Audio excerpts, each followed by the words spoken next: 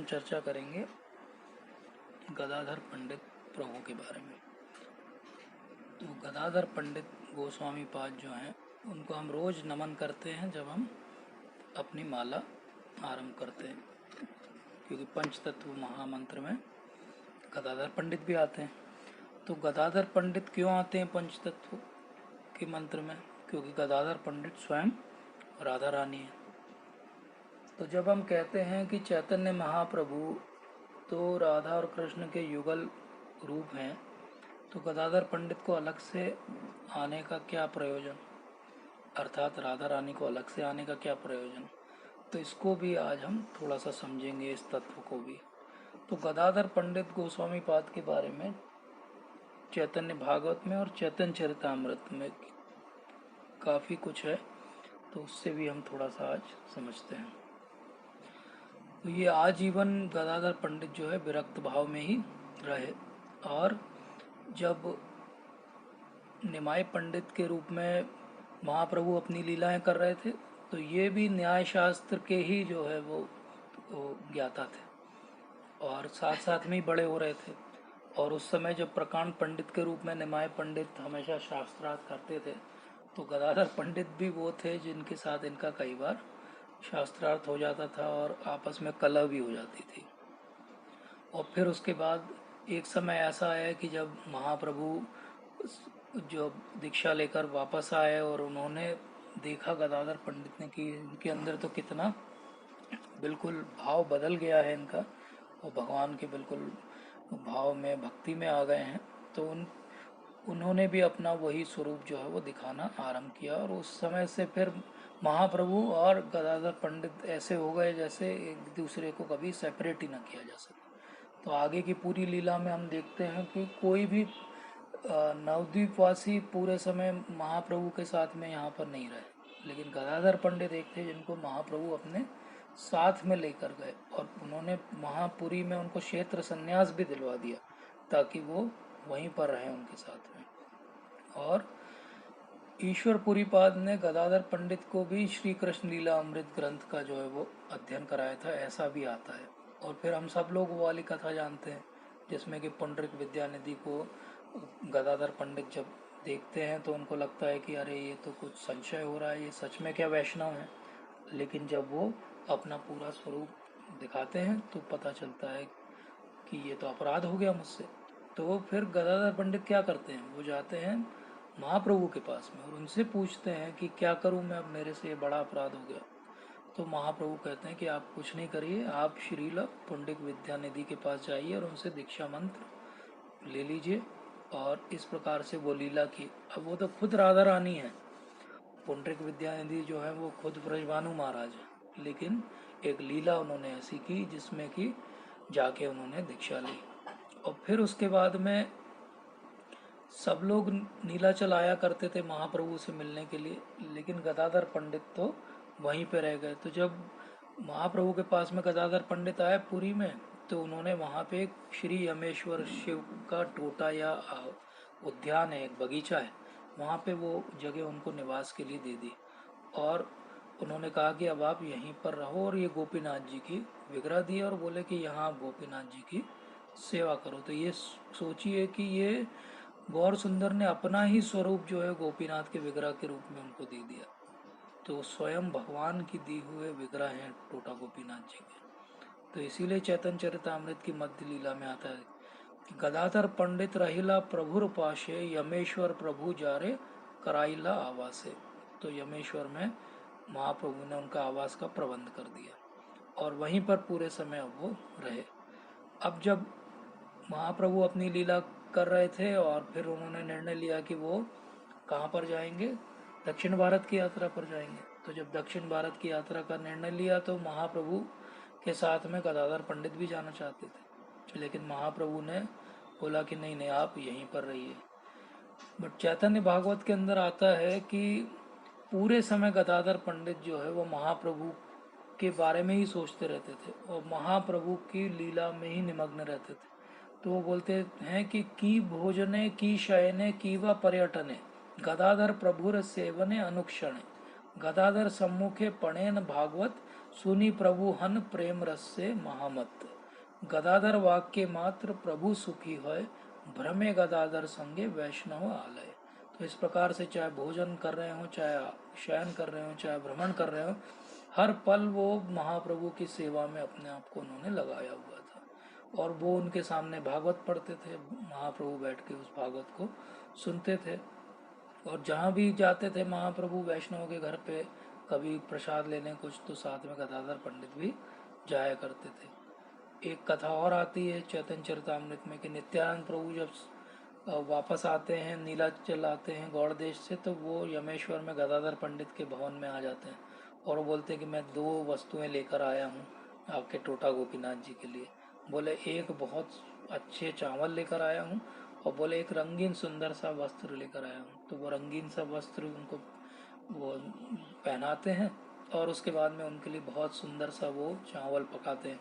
तो जैसे ही वो सब बिन के और इमली के पेड़ की पत्तियों से बहुत स्वादिष्ट चटनी बनाते हैं वो, और जब ऐसा करते हैं तो गदाधर पंडित और नित्यानंद प्रभु बैठे हुए हैं गोपीनाथ जी के सामने भोग लगा रहे हैं कि उसी समय गौरांग महाप्रभु वहाँ आ जाते हैं हरे कृष्णा कहते हुए, और हंसते हुए कहते हैं कि कैनो गदाधर आमी की न है निमंत्रण भीतर, अमिता तोमार दुई हईते भिन्न नहीं, ना दिए लो तोमार बेलेते आमी लई। मतलब तुम निमंत्रण नहीं भी दोगे तो मैं तो आऊंगा ही आऊंगा। बोले मेरे में और तुम में कोई अंतर है क्या?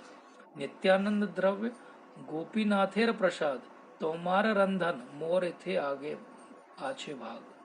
मतलब कि नित्यानंद प्रभु जो द्रव्य लेकर आए वो गोपीनाथ जी का वो प्रसाद बन गया क्योंकि आपने ऑफर किया, और आपने जो उसके लिए प्रयास किया। बोले ये तीनों पे किसका अधिकार है? बोले मेरा तो है ही अधिकार। तो बोले मैं आ गया हूँ। तो इस प्रकार से गदाधर ने गोपीनाथ जी का प्रसाद गौरचंद्र के सामने रखा और उन्होंने बोला, प्रभु बोले ए अनेर गंधे वो सर्वथा, कृष्ण भक्ति है इथे नाही करने था। तो बोले ये अन्न की गंध से मैं बोल सकता हूँ कि इसमें कृष्ण भक्ति की गंध आ रही है। तो गदाधर पंडित इतने महान भक्त हैं। गदाधर की तोमार विचित्र रंधन, तेंतुल पत्रेर कर एमत व्यंजन, बुझिलाऊ वैकुंठे रंधन कर तुम्ही, तबे आर आपना के लुकाऊ या कैमी। तो बोले ये तुमने जैसा बनाया है और जैसा मेरे सामने परोसा है, बोले मैं समझ गया हूँ कि तुम वैकुंठ में यही काम करते हो। तो बोले जब तुम वैकुंठ में ये काम करते तो अपने आप को छुपाते क्यों हो? मतलब भगवान करेंगे तुम तो राधा रानी हो, तुम वैकुंठ में मेरे लिए यही काम करते हो, तो छुपाते क्यों हो? तो इस प्रकार से एक साथ वो रह रहे थे। और एक साथ एक दिन जो है वो गदाधर पंडित ने महाप्रभु से बहुत अच्छी बात बोली। उन्होंने बोला कि मैंने अपना इष्ट मंत्र किसी से कह दिया, मतलब किसी को बोल दिया है। नॉर्मली जो गायत्री मंत्र दिया जाता है किसी से शेयर नहीं किया जाता। तो बोले तब से मेरे को अच्छा नहीं लग रहा है, आप मुझे वही मंत्र सुना दीजिए तो मेरे मन को प्रसन्नता मिलेगी। तो ये सुनकर महाप्रभु बोलते हैं गदाधर से कि तुम्हारे गुरुदेव कौन है? श्री पुंडरिक विद्यानिधि हैं। बोले तुम्हें पहले भी तुम उनके प्रति अपराध कर चुके हो। बोले अब तुम ऐसा कार्य नहीं करो, तुम्हें मंत्रोपदेश मैं नहीं दूंगा। मैं मंत्र क्या, मैं अपना प्राण दे सकता हूँ, लेकिन ये वाली मिस्टेक मैं नहीं करूँगा। तो इस प्रकार से गदाधर पंडित तो स्वयं राधा रानी हैं और उनके लिए वो मंत्र काम बीज गायत्री मंत्र जानना कोई बड़ा कार्य नहीं है। लेकिन भगवान जो है यहाँ पर एक लीला के द्वारा सिद्धांत स्थापित कर रहे हैं कि जो मंत्र है वो गुरु से ही लिया जा सकता है। तो गदाधर पंडित गौर सुंदर के लिए रोज भागवत का पाठ करते थे। और नॉर्मली चैतन्य भागवत में भी लिखा है, चैतन्य चरितामृत में भी लिखा है कि 2 चरित्र महाप्रभु को बहुत प्रिय थे। एक तो प्रहलाद का चरित्र और एक ध्रुव का चरित्र। तो बार बार वो कहते थे यही 2 सुनाओ मुझे, यही 2 सुनाओ। तो गदाधर पढ़े न सम्मुखे भागवत, सुनिया प्रकाशे प्रभु प्रेम भाव जत, भागवत पाठे गदाधर महाशय, दामोदर स्वरूपेर कीर्तन विषय। तो इस प्रकार से गदाधर भागवत करते थे और दामोदर स्वरूप जो है वो कीर्तन किया करते थे और महाप्रभु पूरे समय। तो फिर पुंडरिक विद्यानिधि एक बार नीलाचल धाम आए तो फिर से उन्होंने दीक्षा वापस ली गदाधर पंडित ने उन्हीं से। तो इस प्रकार से लीला उन्होंने अपनी पूरी की। तो जब फिर वृंदावन यात्रा की इच्छा जताई तो फिर गदाधर पंडित जो है वो दुखी हो गए कि आप के साथ चलूंगा मैं। तो उन्होंने बोला कि नहीं, तुमने तो क्षेत्र संन्यास लिया है। तो बोले, जहाँ तुम ही सही नीलाचल, क्षेत्र संन्यास मोरे जाऊ रसातल। बोले, जहाँ आप हो वो मेरा नीलाचल है। बोले, क्षेत्र संन्यास रसातल में जाए, मुझे क्या लेना देना बाहर के इंडिकेशन से। तो प्रभु ने कहा, प्रभु कहे इहा कर गोपीनाथ सेवन, पंडित कहे कोटि सेवा त्वपाद दर्शन। तो प्रभु ने बोला, यहाँ रहो और गोपीनाथ जी की सेवा करो। बोले, आपकी सेवा जो है वो हजारों गोपीनाथ की सेवा के बराबर है, मैं तो आपकी चरणों की सेवा करूंगा। तो प्रभु ने बोला, सेवा छोड़ी हमारे लागे दोष, यह रहे सेवा कर हमारा संतोष। बोले, सेवा छोड़ोगे तो मुझे दोष लगेगा, लोग बोलेंगे, तो इसलिए आप यहीं रहो और इसी में मेरा संतोष है। तो बोले कि नहीं नहीं, मैं तो आपके साथ चलूंगा। तो गदाधर पंडित जो है वो एक दूसरे रास्ते से निकल गए कि मैं बीच में जाके मिल लूंगा महाप्रभु से। तो बीच में वो मिले तो फिर महाप्रभु ने बोला, नहीं नहीं, अब प्रतिज्ञा भंग और सेवा त्याग, ये दोष आप उत्पन्न नहीं करो अपने अंदर और आप वापस जाओ। तो उनको कहा महाप्रभु ने, आमार संगे रहिते चाह वांच निज सुख, तोमार दुई धर्म जाए अमार है दुख।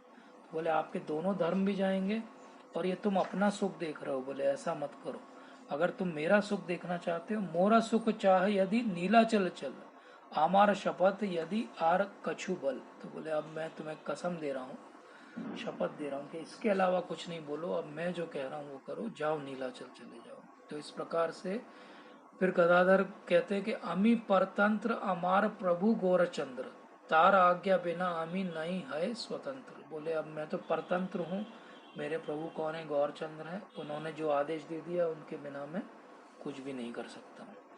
तो फिर एक और कथा आती है कि वल्लभ भट्ट जो है वो एक उन्होंने भागवत पे टीका लिख दी है और वो गदाधर पंडित के पीछे पड़े, मैं सुनाऊंगा मैं सुनाऊंगा। वो हमेशा लेके जाते हैं और वो कहते हैं, नहीं नहीं, मैं स्वतंत्र नहीं हूँ, मैं तो परतंत्र हूँ, जब उनका आदेश होगा तो मैं सुनूंगा आपसे।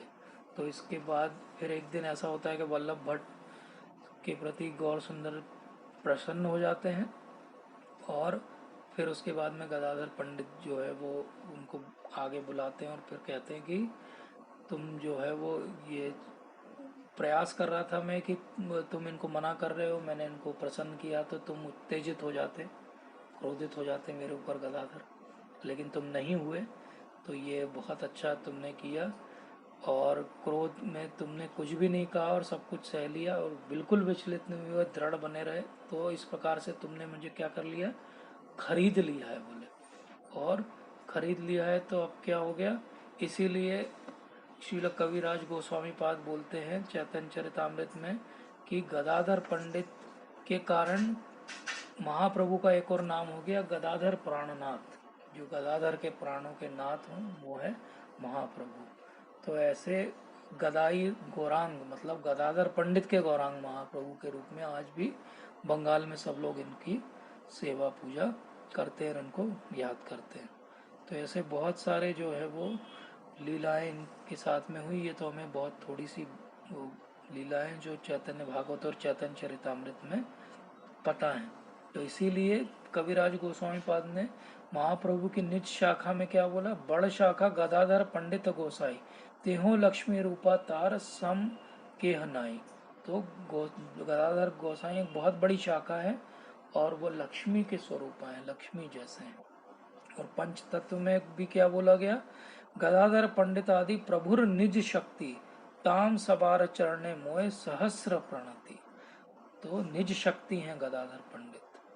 और एक और स्थान पे कहा, गदाधर पंडित प्रभुर शक्ति अवतार, अंतरंग भक्ति करी गणन जेहार। तो इस प्रकार से अंतरंग भक्त हैं। तो क्या क्या हो गए, वो लक्ष्मी स्वरूपा है, वो निज शक्ति हैं, वो अंतरंग भक्ति हैं, वो शक्ति के अवतार हैं और वो स्वयं राधा रानी है। तो इसलिए सबसे अंतरंग पार्षदों में से एक है गदाधर पंडितेर शुद्ध गाढ़ भाव, रुक्मणी देवीर जैसे दक्षिण स्वभाव। तो चैतन्य चरितामृत में एक स्थान पर यह भी दिया गया है कि शुद्ध प्रेम चैतन्य महाप्रभु के प्रति इतना प्रगाढ़ था जैसे रुक्मणी देवी का जो है कृष्ण के प्रति था, कि हमेशा उनके सामने विनित भाव में रहती थी। तो ऐसे महान गदाधर पंडित का आज अपीयरेंस डे है। तो हम उनके चरणों में प्रार्थना करते हैं, श्रील प्रभुपाद से प्रार्थना करते हैं कि हमें भी ऐसी भक्ति प्रदान करें। हरे कृष्णा।